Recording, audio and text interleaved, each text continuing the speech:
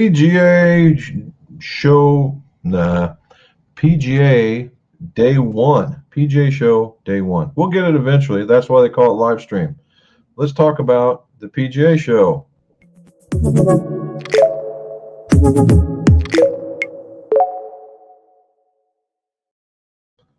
Welcome back to What's in My Drawers Golf Talk.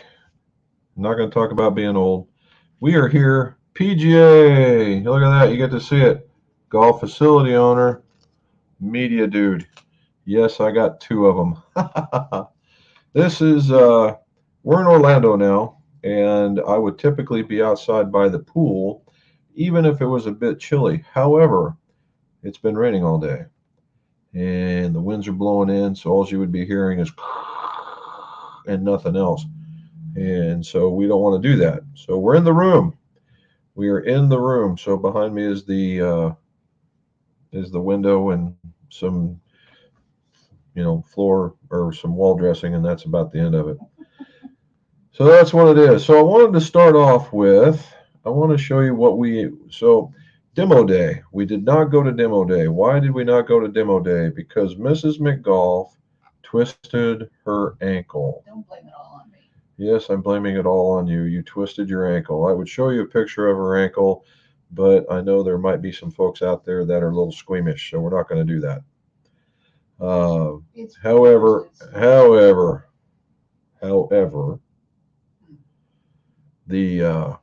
so what happened was we were on our way in. We looked at the app that comes with it. It's the PGA Merchandise Show app, and we went to the app to see all the vendors. Who were all the vendors there?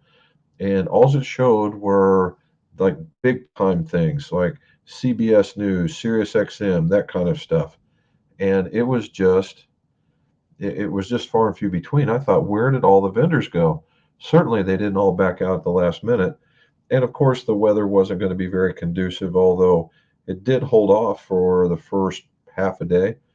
And so the combined frustration of not knowing who the vendors were and Mrs. McGolf's ability to get around, we decided to stay in. However, the fact that we walked in here about 9 o'clock and they actually let us get in to a room was outstanding. Then we hightailed it over to the Orange County National, and then we got our badges. They have a new way of getting your badges using kiosks, which was completely easy. And so it was a great thing. So we got everything set up and set up for today. Now today, and I wanted to show you, I got to look here. I'm going to show you a really quick video of what it looked like yesterday when we were trying to get our badges.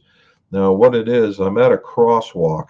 There is one or two crosswalks that goes across the convention center, and you can see both sides of the convention center. And what one side would be is where I call the equipment side, and then the other side's the beautiful people section, which is all the clothing and stuff like that. So here's the first one. Let me put this up.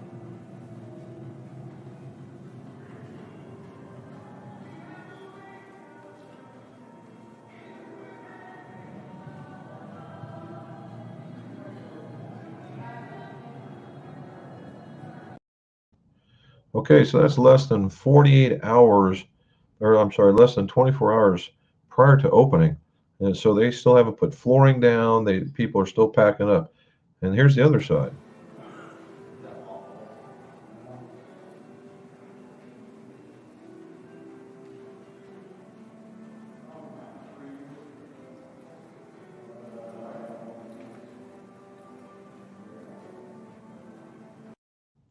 Okay, so you get to see all that. Again, people are still putting things up. We're waiting for them to come through. Now today we go through and you see this.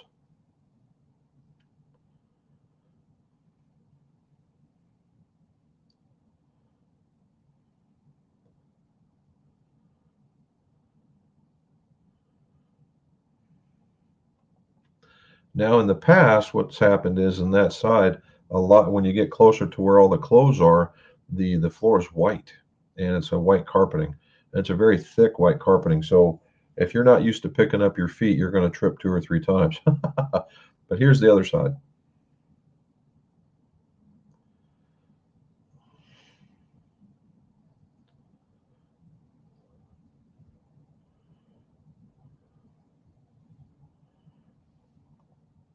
All right, so that's what we saw there. So what did we cover? I guess the question is, what did we cover? We went, first and foremost, we ran and did a beeline for the new invention area.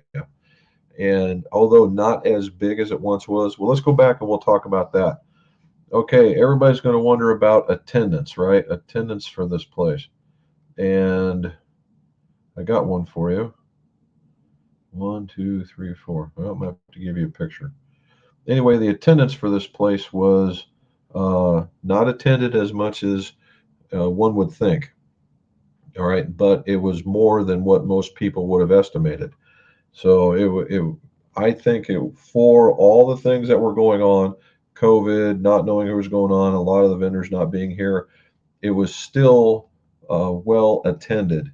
It felt like a day 2 or a day 3 kind of activity. So what happens here in day 1 is just jam packed, absolutely jam packed.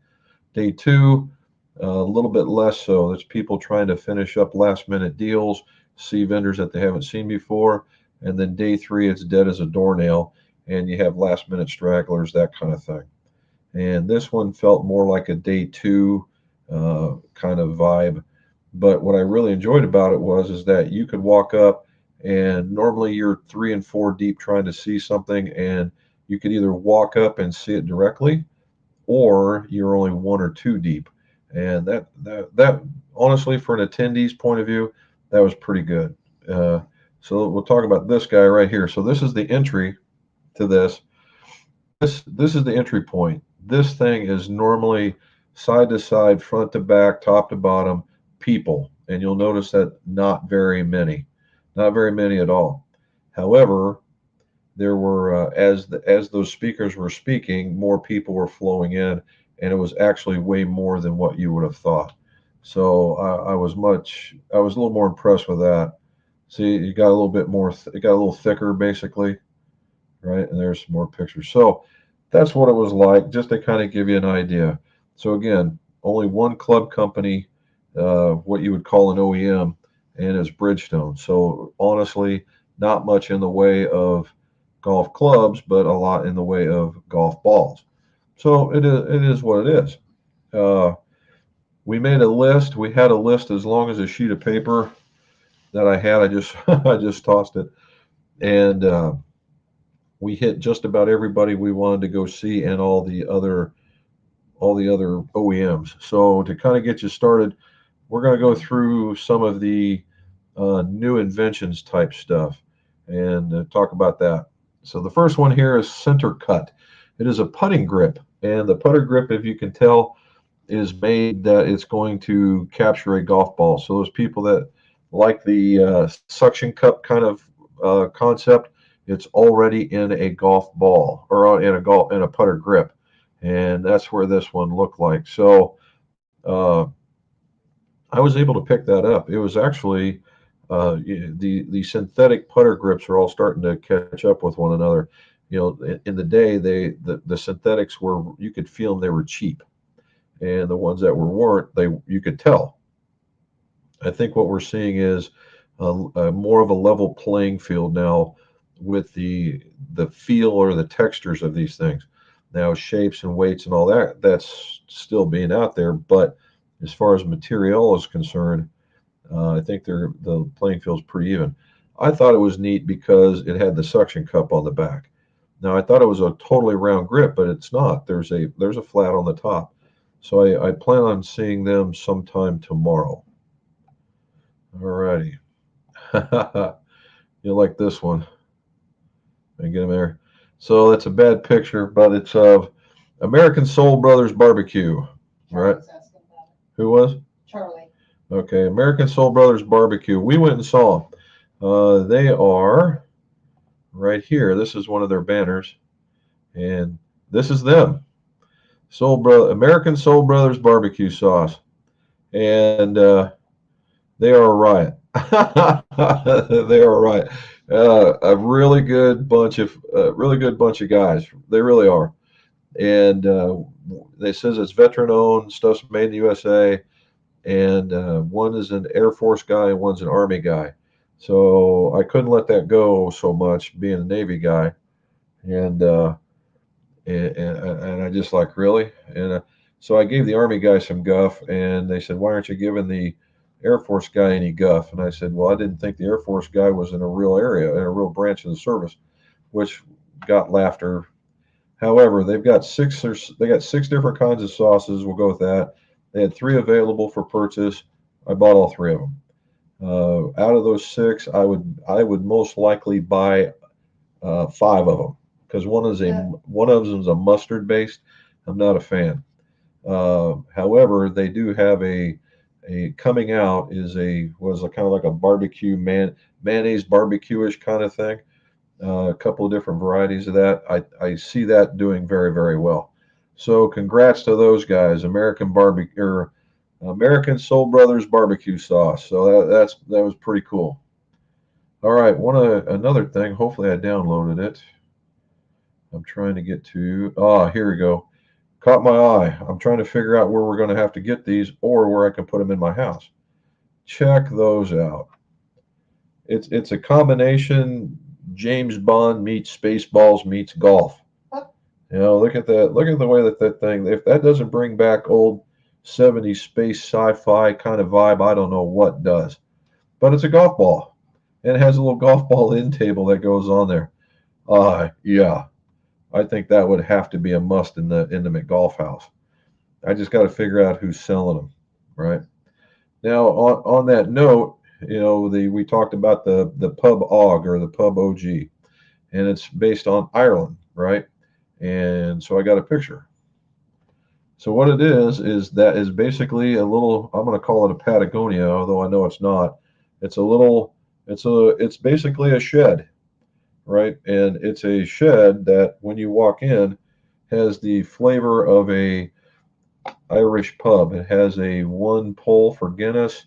It comes stocked with the whiskeys, all the paraphernalia that you could see in an Irish pub, stereos, Wi-Fi, speakers, a TV screen, this whole thing, just like this. It looks just like that. It comes to you. You could basically set it down on a flat piece of land, plug it in, and you got yourself a Irish pub. And it really was neat. It fit about four people comfortably and one guy behind the bar. That's about it. Uh, it was absolutely tremendous. I thought it was just one of the most brilliant ideas ever.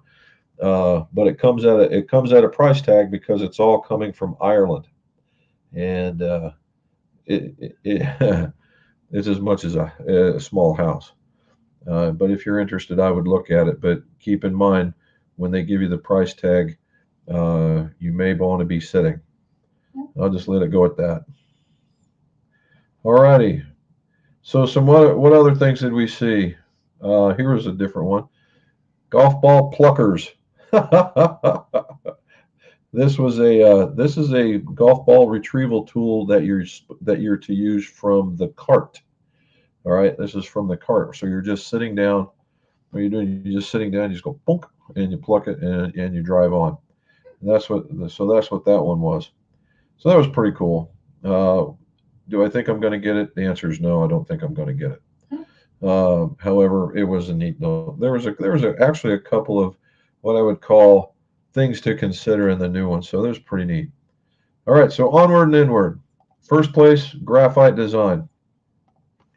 And there will be a video coming out. I did an interview with Bill, who's their marketing / expert, and they released a new shaft. It's called the UB, and the UB is a stiffer version of their most popular DI, and that's the orange shaft. So keep in mind, there's a video. I did a video with him, and we talked about it. This one is much more dynamic, I will say.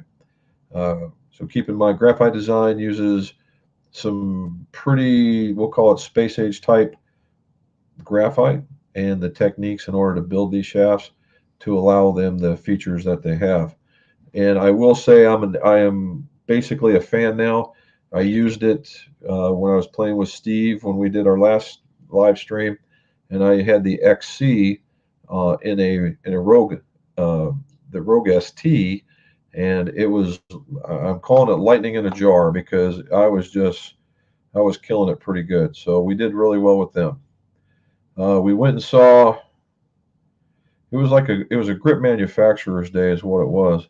So one of these here, we went and saw. Uh, this is Anders. He is from Star Grip. All right, Star Grip is. We all know who Star Grip is. If we don't, it's stargrips.com. And Anders is the owner. He's a recent owner of them. And what you see behind him in those pattern is they call the Sidewinder. The Sidewinder is kind of like their Tour Velvet, right? And they're made of an EDPM rubber, a very high-end rubber, and it allows them to be blown on.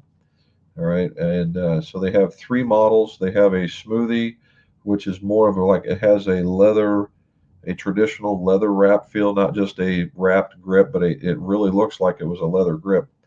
They have that sidewinder, and then they have what they call it's a wrapped grip, but the wrap has some perforations in on the top, little bubbles, and some then slots on the bottom to give it a texture. These are so the things that these guys and the Pure Grips were talking about were that they had these guarantees for wear. So if you guys are playing a lot of golf, that might be a consideration. They both of them are going, I believe, 3 years for wear. So not bad, right? Not bad at all. And I thought I was going to download a few more pictures for you. So anyway, the Pure Grips is just absolutely slaying it. They're come out with they have the wrap grip, the Pro Grip, which is their Tour Velvet version, and the DTX, which is a very aggressive grip in its pattern. Now they also have what is called the Combo Grip. It has DTX on the back, the Pro or Tour Velvet on the bottom, a little bit less offset, right? A little offset on it, and it's also made out of the high-end rubber. But these guys are really taken to colors. They have their standard gray, blue, black, red, white, green, right? And then they now have some neons. Neons are coming to market. That's the new thing for them. They also have two putter grips, a big one and a small one, and they're different shapes. It's just not a small versus a big. So something to be said. And they too are allowed to blow grips on, so that's a good thing. All right. We also stopped and we saw Makefield putters. Makefield putters, and I had a picture of the man, but I don't have it here. You should. Yeah, Rob. So, well, let's see. Anyway, it's a new putter company, and it is a totally milled putter out of aluminum with some weight ports in the back, and it doesn't. Normally when we have these things or that are weight ports, they're very distinguishable. They're like, oh, look at me, I'm a weight port. In this one, it doesn't. It's the same. The cap on it's the same color, so you're just concentrating on the putt. He has two models. One's a center shafted, one's a heel mounted. Both are face balanced, and he also he's made a grip that is along the lines of the old pin grip, only a different shape. It's the smooth in texture, but very grippy in tactile feel, right? And it's bigger. They have a bigger one and a smaller one, and I put it pretty good with it. And the face has got a different kind of a milling in it, and or of course, in order to get forward roll, and that was pretty cool. Definitely a recommendation there. I talked to this guy. He's out of Pennsylvania, so the heads are milled in the USA. You can call it that, and put together here, I believe. So not too bad. Yeah, that was a pretty good one. We went there. I'm trying to figure out where else we went. So up here, oh, we saw Jumbo Max. I didn't take a picture of Jumbo Max, but Jumbo Max is releasing another grip. It's a lighter style grip, more towards the ultralight, just a little bit heavier. But if imagine if you will, you know how most of these putter grips or regular grips are having a underlisting and then a synthetic on the outside.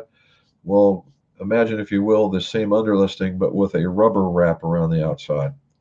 That's what this is, and in their bigger styles. They've also released in their tour line the regular, so you can get a standard grip, a mid-size grip, an oversized grip, and then it goes into their what they would call their extra small, medium, large, that stuff. So they've done that. Also, that they have coming out is a putter grip, and this putter grip looks pretty good. I like this one. The weight's in the bottom of the grip where you put your fingers. I like it. It's a shape that's not ugly. To just basically, bring it out what it is. It's a good looking grip. Another one's two thumbs. For anybody you guys interested in two thumbs or have been around long enough to even know that they existed prior to, the just the real long and short of this is the guy that owns Super Stroke now is incorporated with Two Thumbs putter grip and helped with a redesign of their ideas of the grip.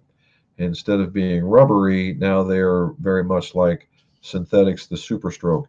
And they have a very, very wide range of shapes and styles from very narrow to very wide. And they can tell you in millimeters. Got a video coming. If you what they call the prayer model where your thumbs are together and then you put your fingers out here, they call that the prayer style of putting. Whether you're like this, whether you're like that, whether you're like that, whether you're like this, whether you're like this, or whether you're like that, there's probably a putter grip in there that will suit you. They're black and white and red, which you'll see pictures here coming up. And there's white and orange and red, or white and orange, and with black lettering. So I told you it was a big grip day, a big grip day. We stopped by Flight Scope. I did have an interview, but it turns out that Alex was getting just absolutely swamped when they were there. However, we got to see Madeline, who is like the number 2 of the company. We've known her for years, and we got to talk to her a little bit. So for those of you guys that have X3s, so those guys want to have an X3, right this very minute, there's no updates. However, there is one coming, and if you know how the thing works, when I tell you this, you're going to kind of give you that, stupid puppy dog look, in that they're going to be talking about face impacts. That's going to be interesting to see. So somebody may have said that they saw me walking around there. They have some gal walking around there. She's just talking and just being on there all day. Tomorrow I'll be out there and we'll talk on their Instagram. So if you're on their Instagram, you'll see me. We'll be talking there, and we'll be doing an interview for them on their YouTube channel. And so we're going to do like we call a collaboration of sorts. And so Steve, if you're out there listening, I'm looking at they're going to send me the beta on the program, and I'm going to give them some feedback. Oh, who else did we see? Anybody else outside of that? I think you got it pretty much covered. I think that was a lot. We saw a lot, and we're going back and forth. I'm trying to think of anything caught my eye by the side. There was a follow around golf caddy. It's called Hello Caddy. Is that what it's called? You had me at hello. Yeah, I think it was Hello Caddy. And basically it uses a LiDAR, right? And it tracks a certain body, and it will just follow you at a distance. It really kind of a neat little concept, but it's more made for people at golf courses, so you can get a fleet of these things and rent them out to the players. All right, let's get to some questions all the way to the top. Mike, what's up, buddy? We're on time limit. Oh, by the way, I'm on a time limit. We have to eat dinner. So we're going to get through these very, very quickly. So if I'm short with you, put them back out in there and we'll talk again. All right. Really like the new Callaway LS. Highest ball speeds. Yeah.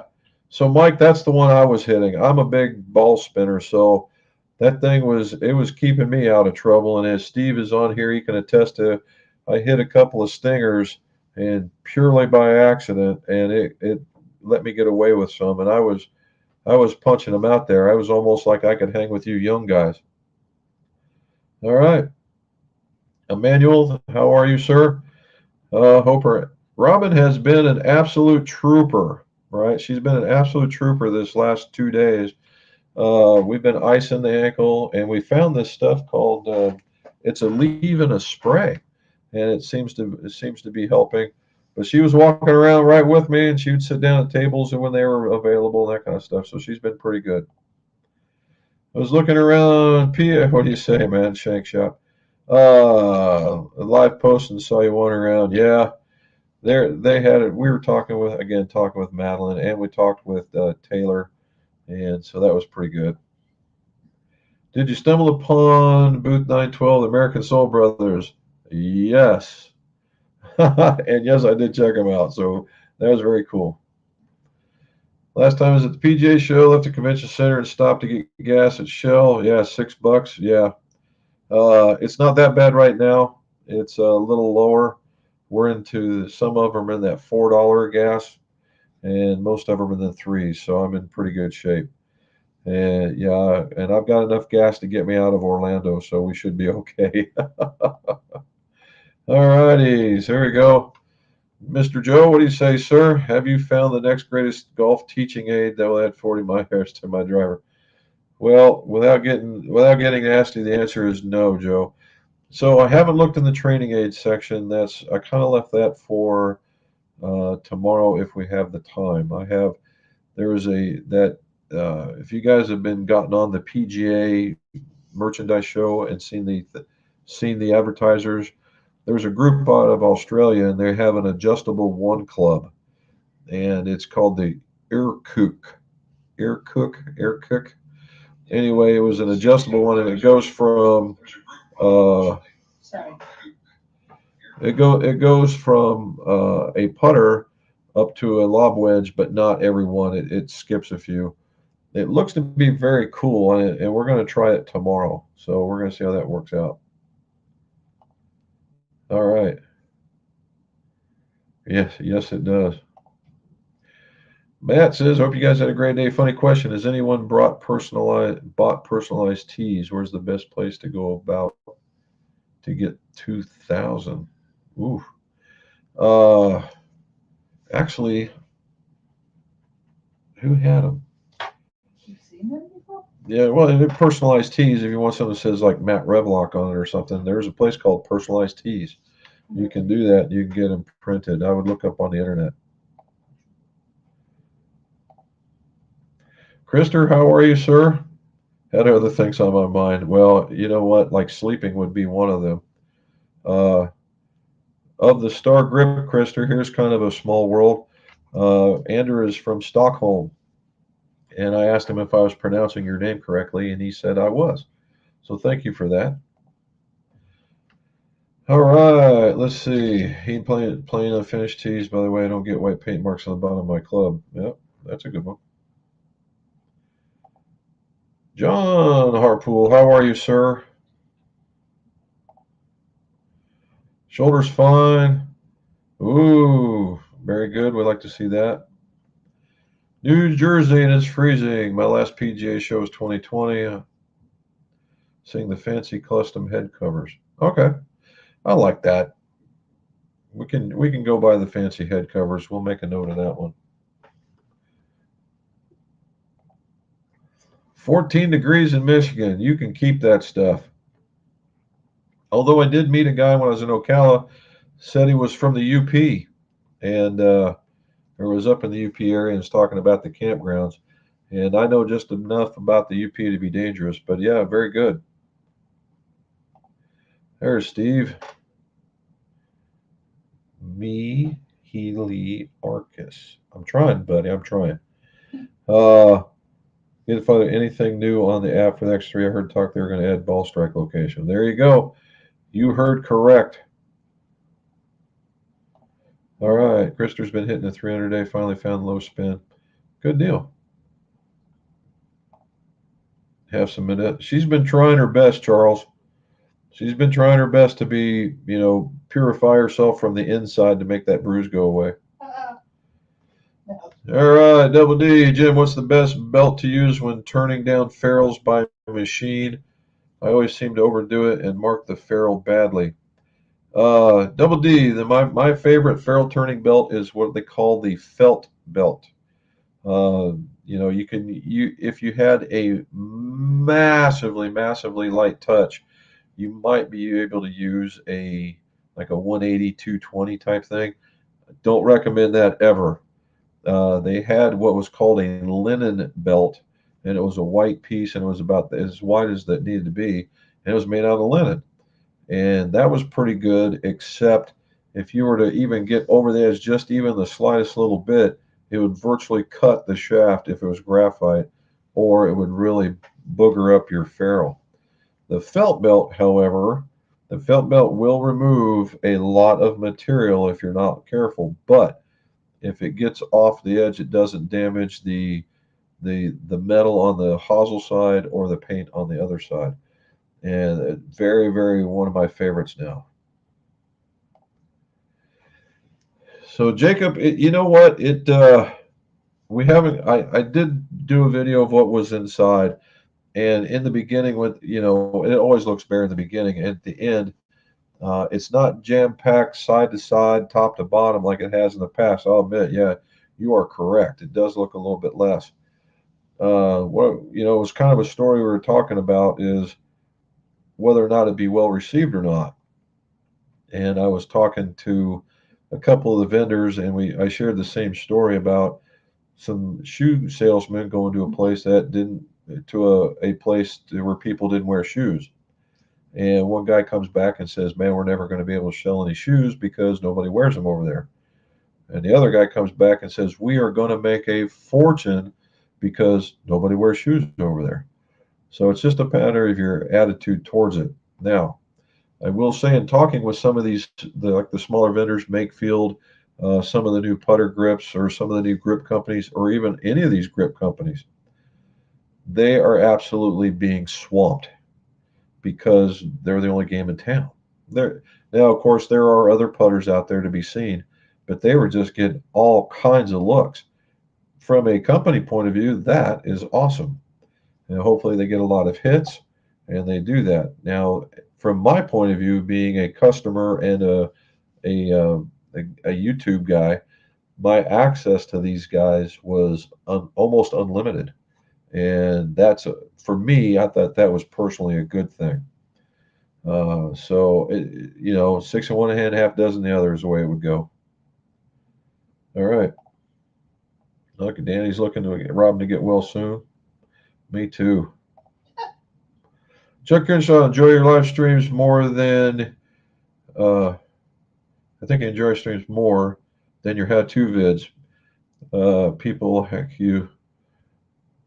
Why miss living on the Midwest? Yeah, I know, right?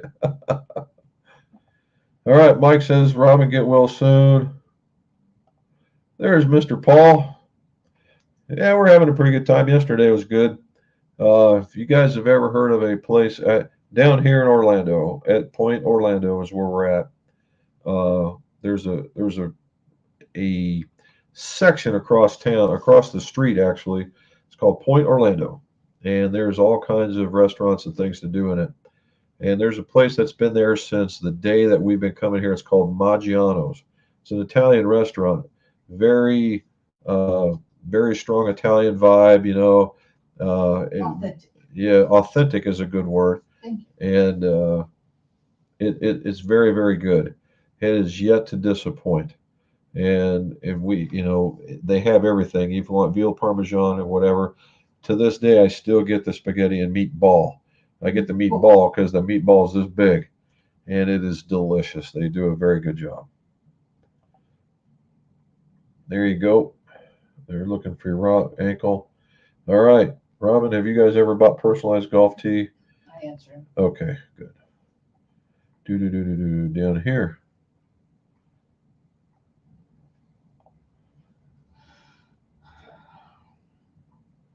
Well, she's doing a little bit of both, man. All right, Kyle, what do you think about a high handicapper hitting a player's distance iron?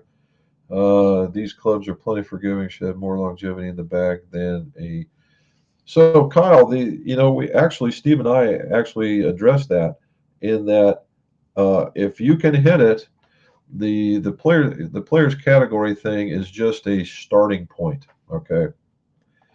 So you see a lot about super players improvements, all these different categories, and they're based on uh, blade length, right, and offsets, and center of gravities, and other different measurements that they take in the head to give them that you fit into this category, this fits in that category, and that, and then they try to put you guys in these categories as well.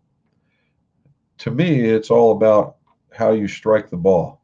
Now, the P790s and stuff like that, which right now are going to be probably overtaken by Mizuno's 225 and this new Rogue ST Pro, they're hollow bodies, just like the other ones were, and they're all in that same category. But I think, as you said, I think even those are a little bit more forgiving.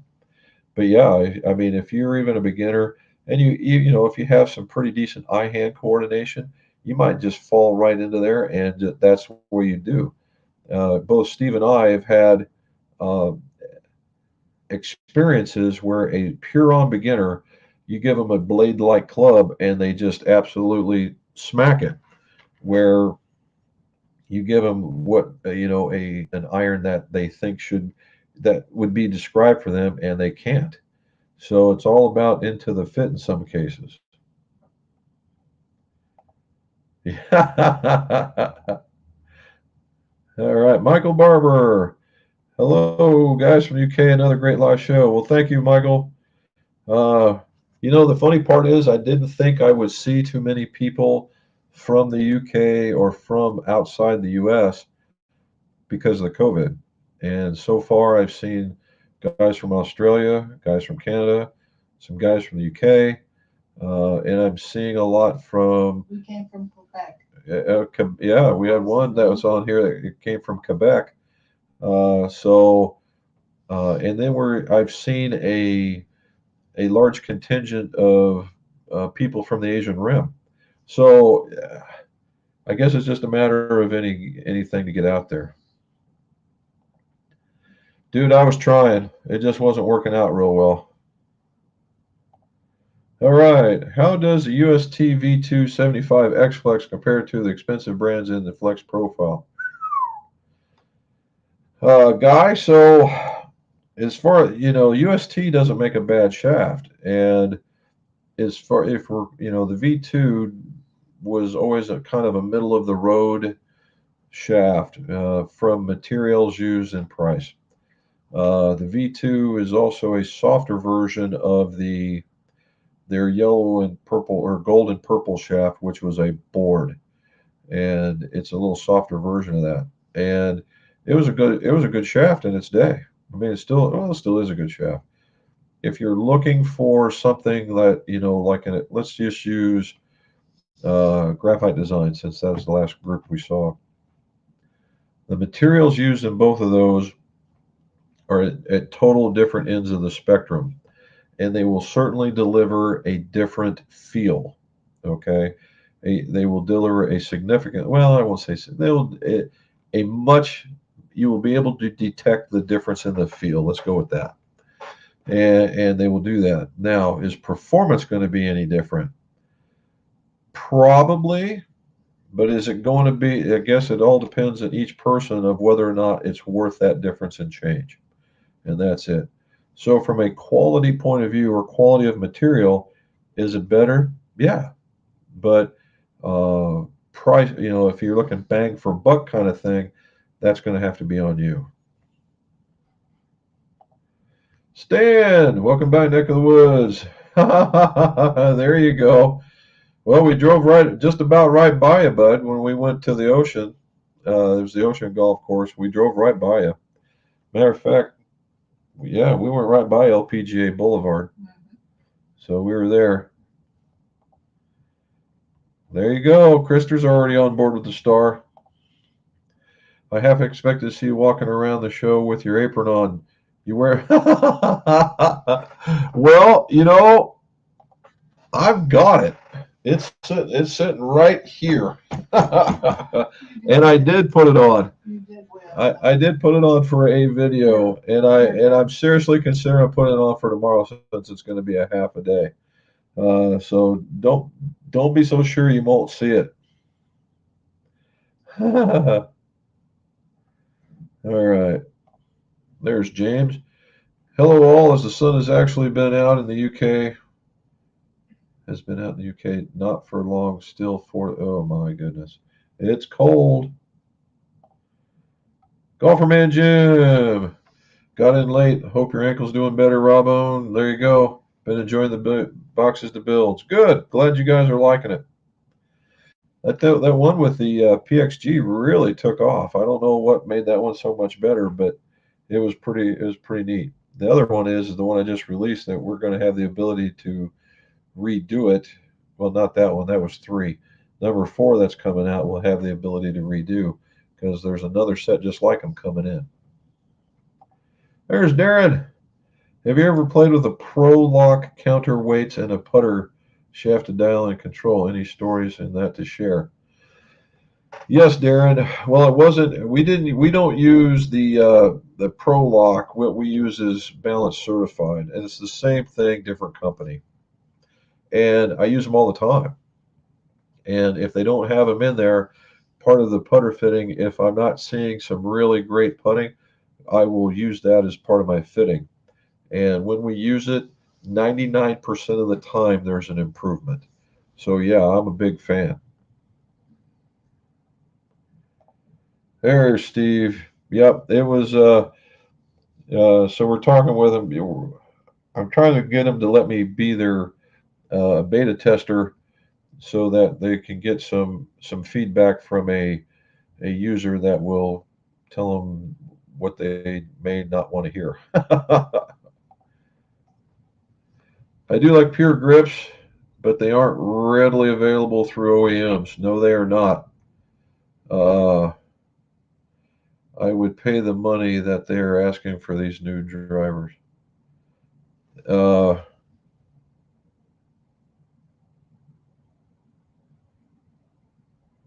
He corrected himself down below. oh, he did a little bit there. Oh, wait, here we go. Oh, okay. I get you. Yeah, I get you. Yeah, sorry the weather's bad. Yeah, well, so are we. Unfortunately, we're going to be, according to Robin, we're driving out of here about the time it's going to get really bad for you guys. Unfortunately for all of us. James, took your advice on the Golfworks epoxy. Rebuilt the Ping Eye ones with the LZ. Good. I'm glad to see that worked out for you. Very good. Thank you. Big winter storm moving in this weekend. Could get a foot of snow. Oh my goodness gracious.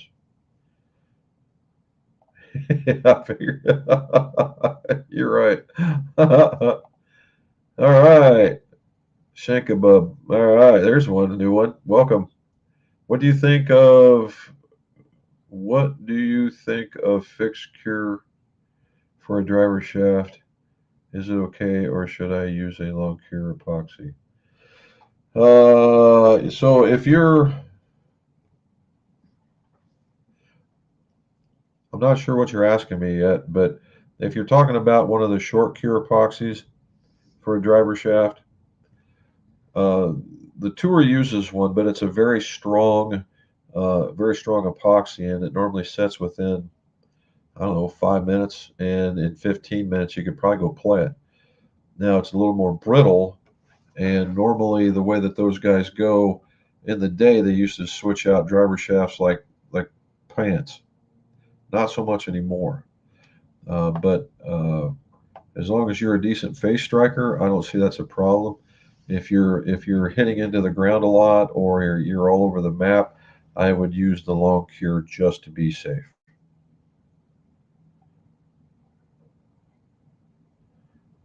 All right, Swedish meatballs.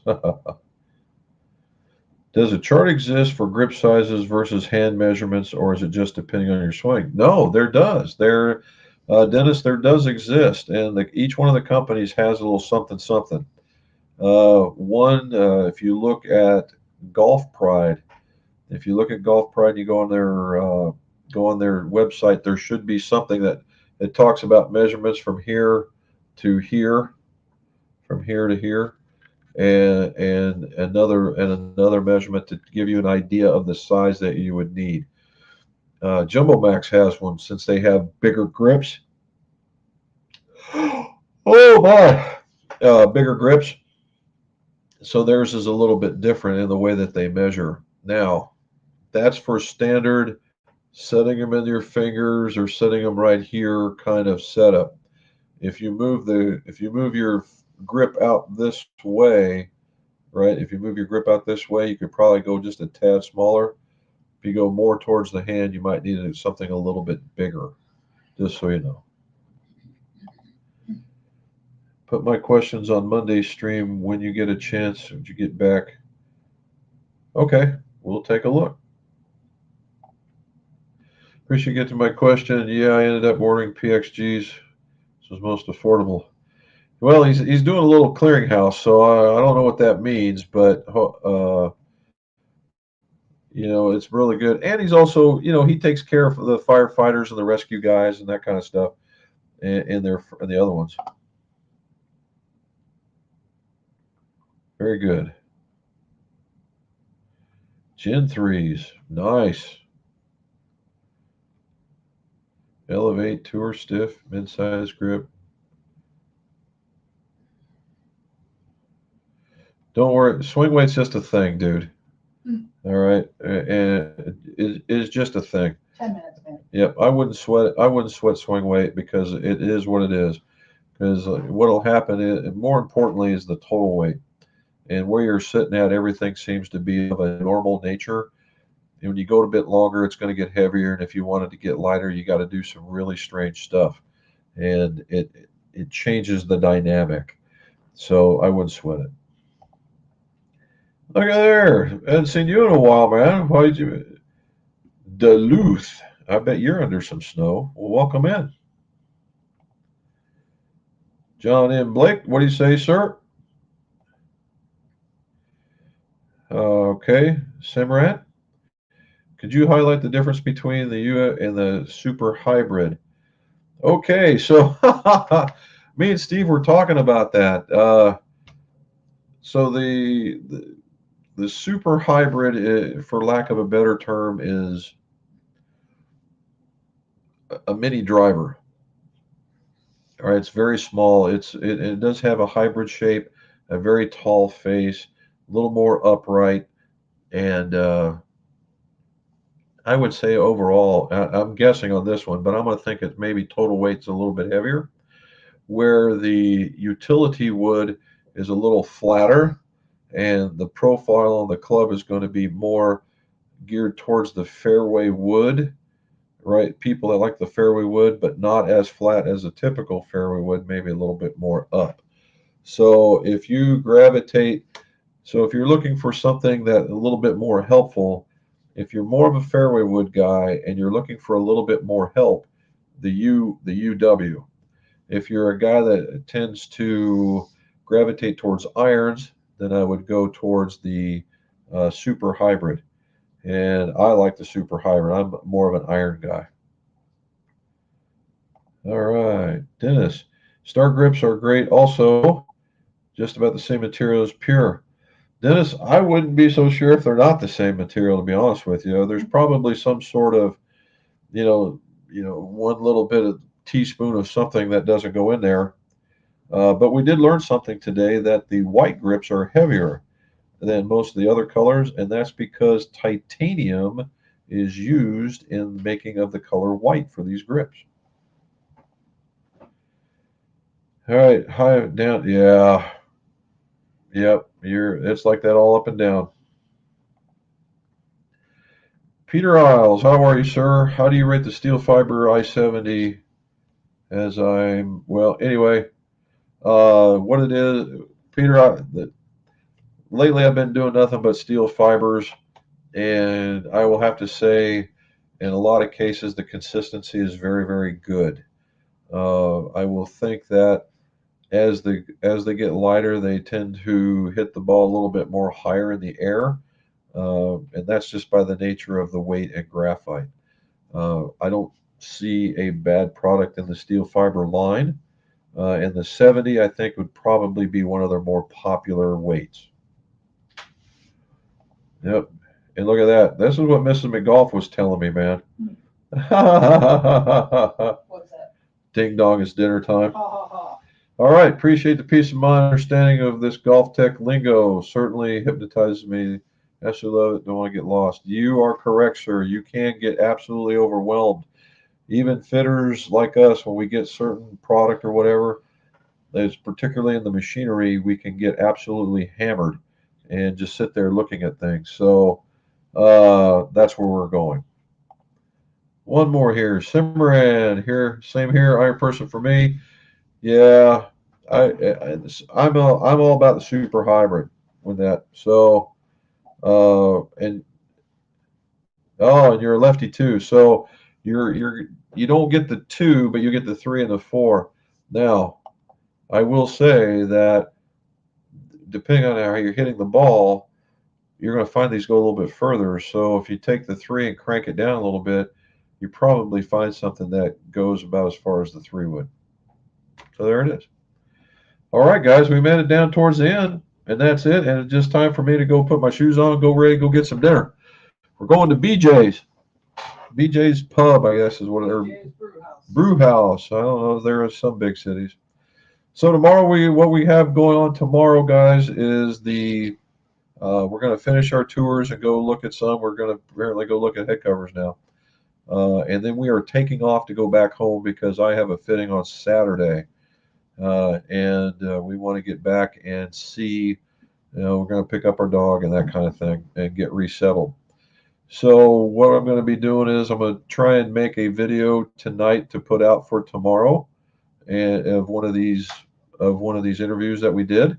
And then what we'll do is, if something spectacular happened over the last that day, and it have to be pretty high rating, then I'll send out another note. Maybe we'll do another one tomorrow when we stop, but it'll be late. So chances are doing is probably pretty small.